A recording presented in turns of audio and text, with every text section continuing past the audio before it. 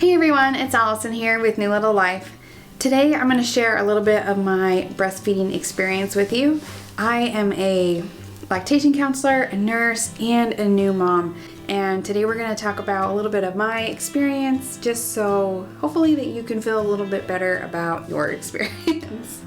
I'm not going to lie, I was expecting it to be easier the third time around. I've already done this twice before, and I was expecting it to go a little bit more smoothly. I'm super educated now and determined, and I was just gonna meet all my goals and do things better than the last times, and it has not gone that way. I don't think that my case is necessarily the norm, so if you are expecting and haven't breastfed yet, or you're a new mom, this is not the typical sequence of events. Hopefully your journey is a little bit easier. But my intent today with this video is to share with you that even as a trained professional and experienced mom, that it doesn't always go like you plan. So with my first child, it was a rough start breastfeeding. I had a lot of pain. I ended up using a nipple shield just because the pain was too much to take. The first few weeks I was treated for yeast, and we just could not figure out what was causing so much pain. His latch was fine, but I was really struggling. And I think it was about 8 weeks in, my midwife said, well, maybe it's Raynaud syndrome.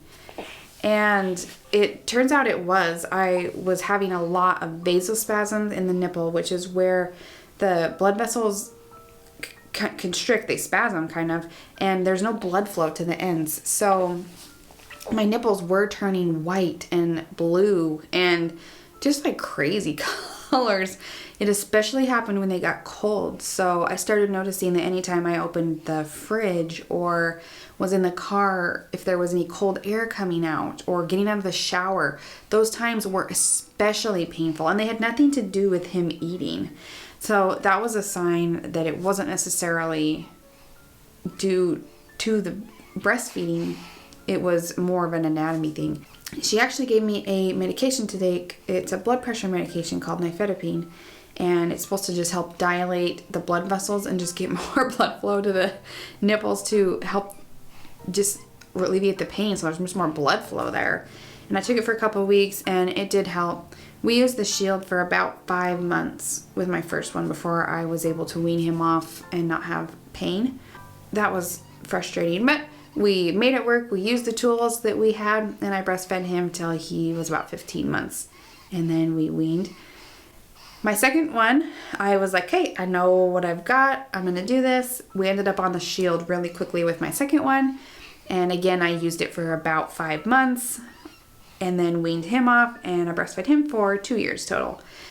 So, with this third one, I'm like, okay, I've done this twice. My nipples have had babies sucking on them for a couple of years. I know what the issues are.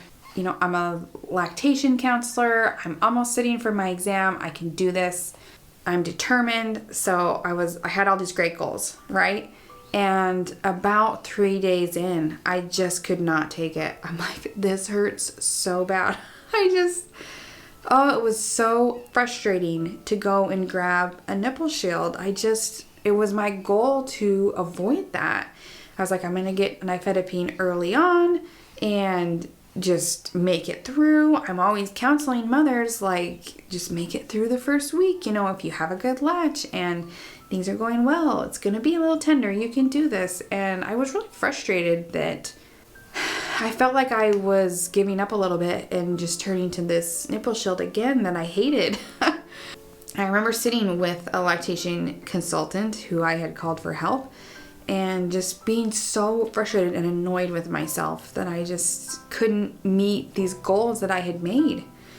And she reminded me that things like a nipple shield are a tool. And if you use them right and what they're for, they can really help you meet your long-term goals. And that I should think of it more that way and not as a failure, Because I know we don't like to recommend nipple shields. I mean, it comes with pros and cons. So I really tried to view it as I'm thankful for this tool that can help me continue my breastfeeding journey. anyway, I started a prescription for nifedipine and noticed some improvement there. So that was great. And then after I took my IBCLC exam, which was 4 weeks after he was born, which was insane. I don't recommend scheduling big events after your baby is born. Anyway, I decided, okay, let's wean from this nipple shield and then I'll go off the nifedipine and life will be great. So I talked with my lactation consultant and we came up with this plan. Let's do it. So I did 2 days off the nipple shield. It was exhausting because especially at night, I had to actually wake up and make sure he was latching right, hold things in a way to help him. So I was exhausted and it wasn't going well and I was still having pain, although it was better than the beginning. And I got a crack on one side. Oh, and I just was so frustrated that I had to grab that shield again. And I had failed at my goals again. It was so frustrating. Parenthood really teaches you a lot of patience and how to give yourself some grace. And I wouldn't say that those are really two of my strong suits. I like to be confident and I like to meet my goals and be efficient. You know, it's so hard. Parenting is hard. Motherhood is hard. Anyway, I'm also the chapter director for our breastfeeding support group here. And I remember I went to one of our little breastfeeding cafes and one of the gals asked me like, oh, are you using a nipple shield? And I was like, yes. And I was just really embarrassed. I don't know.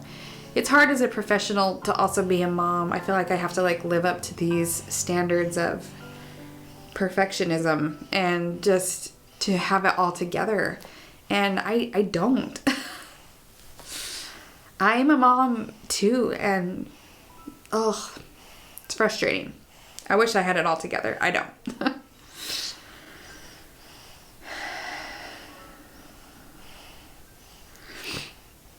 Anyway, I kind of shared a little bit of my story with the gals there, and they were super supportive and not at all judgmental, and I was really grateful for that. Usually that's my job, is to be the non-judgmental, like, you're doing so good, I'm proud of you. Even though you're not meeting your goals, like, let's just readjust, you can do this, I'm here to help. And I was so thankful that they were able to do that for me.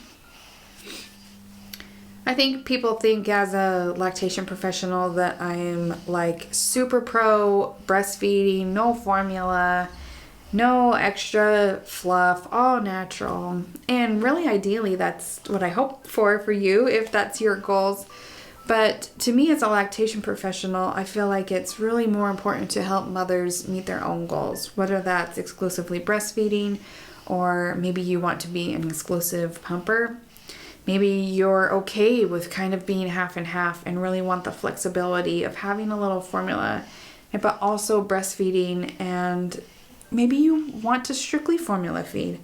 And that is absolutely your choice. And if you come to me with help for drying up your milk supply, I'm going to help you and I'm going to not judge you for your choices. I mean, but if your goals are to breastfeed and you're struggling and you need some help, I'm gonna help you with that too. And even now, as I'm hearing myself say this, I just need to be a little more patient with myself. It's hard. But is there really a right way to breastfeed? Is there one way to do it? I really don't think so. And everybody's story and experience looks a little bit different. I've already had to readjust my goals several times. I mean, my goal still is to exclusively breastfeed him for probably around 2 years. I enjoyed that with my second. And so far I'm on track to meet those goals, although the path there has looked a little different than I had hoped. And it's annoying and it's hard sometimes, but I'm going to do this. And I'm also going to ask for help when I need it from professionals that can see things that I can't see. So I really hope that me just sharing a little bit of my personal story can help you feel a little more comfortable with where you're at, Give yourself some grace. No one is perfect. This journey looks different for everybody, and please find a lactation consultant to help you. You do not have to do this alone. Find other moms in your community that are in the same place you are. Look for breastfeeding support groups. Sometimes they have little play groups too in the area. Find other moms in your neighborhood. Go on walks together. Talk about this real stuff, because it really can do the soul a lot of good to share and know that someone is experiencing the same struggles that you are. There's no perfect way to breastfeed. There's no right way to do it. And whatever your goals are, I hope that you can meet them. And I hope that if you're struggling, that you can find some help to get where you want to go. I hope you found some helpful content in this video today.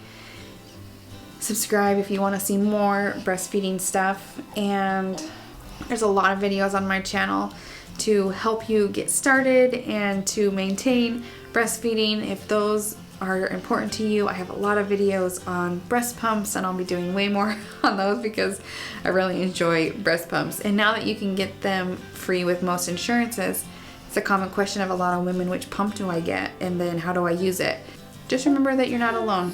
I'm right here doing this with you, which I think is kind of unique. And I hope to be here for quite a long time, helping you guys meet your goals. So with that, we'll see you on the next video. Bye.